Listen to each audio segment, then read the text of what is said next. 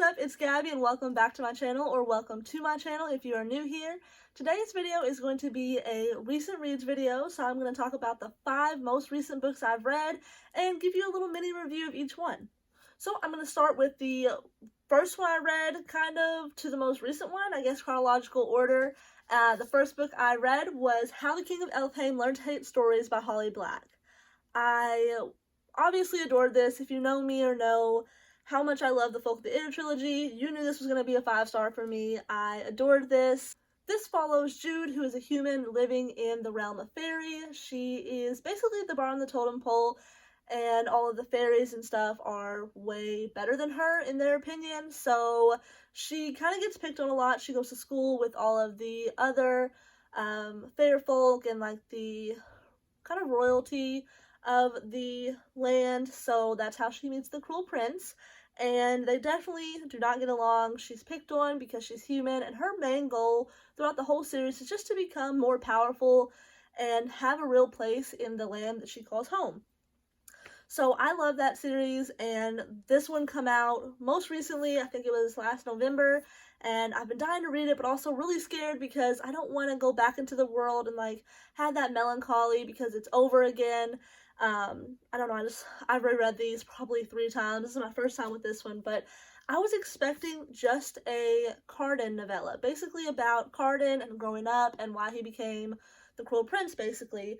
And this had that, definitely, but it also had a little bit of him and Jude after Queen of Nothing, so a little bit of a continuation of their story, which I adored. I was so happy that we got that we got a little mixture of both of those things, and I thought the artwork in this so pretty.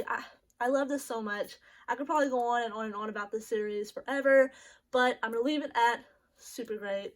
Please read the series if you haven't already. The next book is First Term by Rachel Jonas. This is the first book in the Dragonfire Academy trilogy.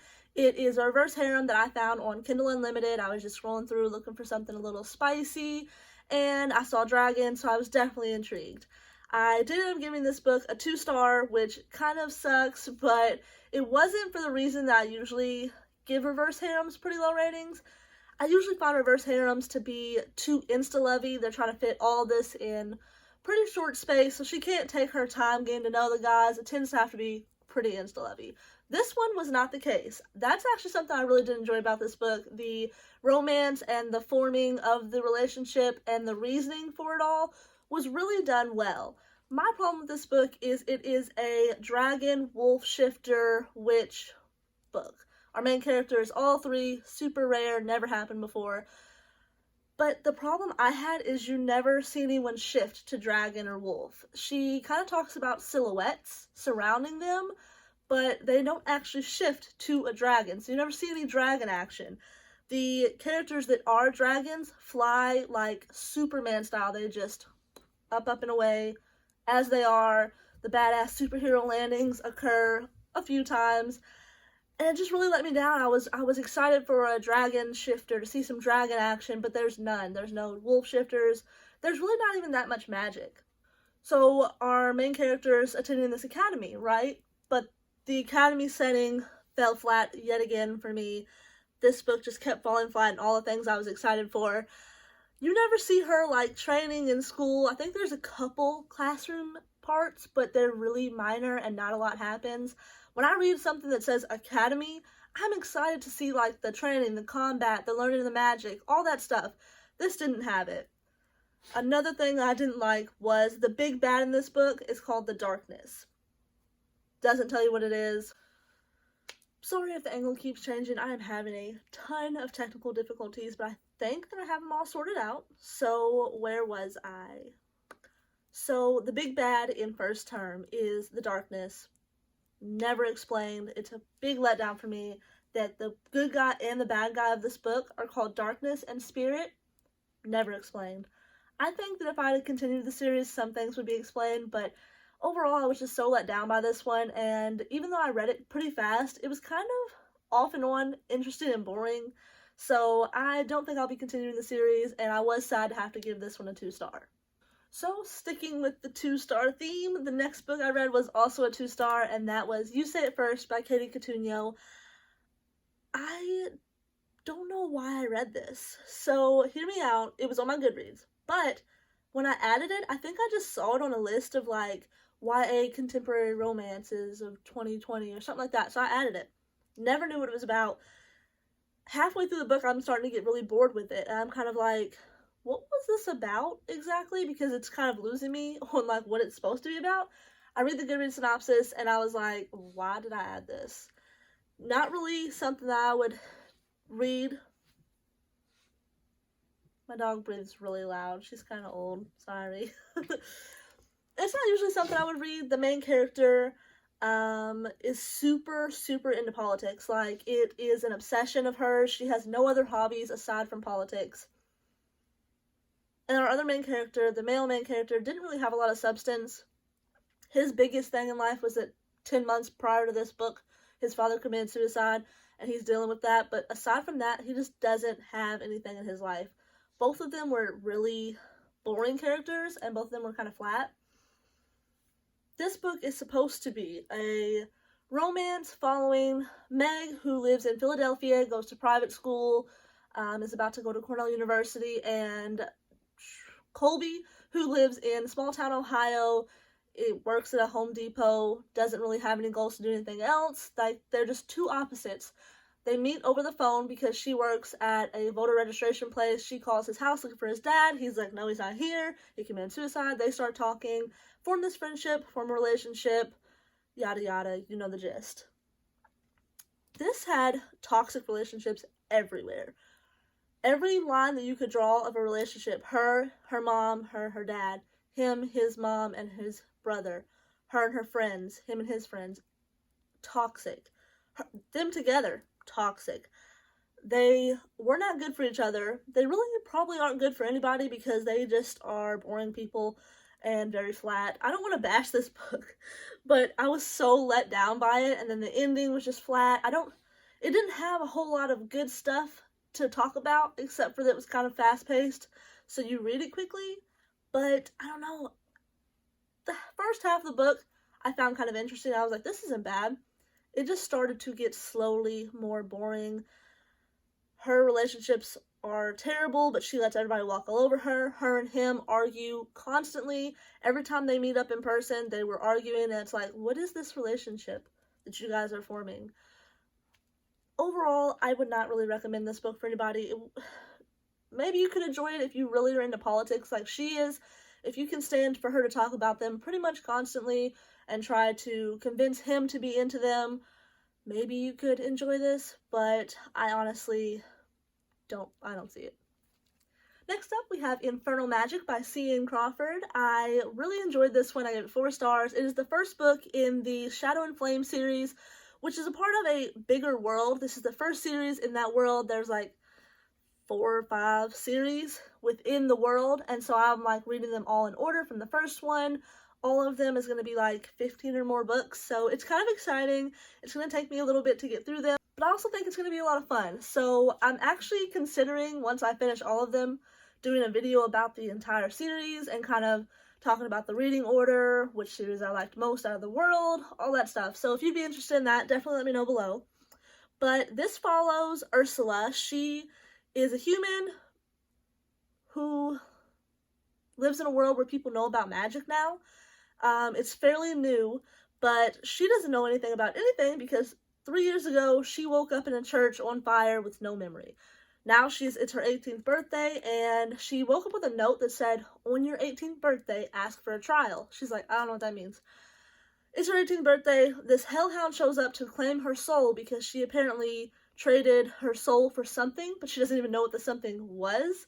And so she's like, well, I want a trial. She has no idea what it means, but she remembers she's supposed to ask. She gets the trial, she wins, and she becomes a hellhound herself. Her new job is to go and reap souls. So that's the overall gist of the book. It actually was really good. I don't know, it's not that I didn't expect it to be good, but the beginning, the character was a little bit interesting, but she definitely grows on you. I enjoyed this. I liked the characters and the overall plot. And I think that it's hard to like say about one book in a series like this because even though a lot happens in the book, it's about the greater series, I guess, so it's hard to talk too much about it without being spoilery, but the Hellhound aspect, super cool. He actually can turn into a Hellhound. They have firepower. It's super neat. All the demons are like gods, and they have lesser demons below them. There's a lot going on, but it's interesting. I like the demons and the powers and the fighting and stuff. Super fun. I've always wanted to read C.N. Crawford. She has a couple series I've thought about getting into, but I wanted to start with this really big one because I think this is her biggest, like, world, and I'm enjoying it. I'm having a lot of fun with it, and I'll probably, like I said, talk a little bit more about it in a different video, but definitely would give her a try if she's an author you've been thinking about picking up. And the final book on this list is Charming as a Verb by Ben Felipe. I hope I'm saying that right. Probably not. I'm not good with names. But I really enjoyed this. I did give it a 3.75, so as a whole, this book is great. It does have a small thing that kind of is the reason I let it down, but as a whole, great.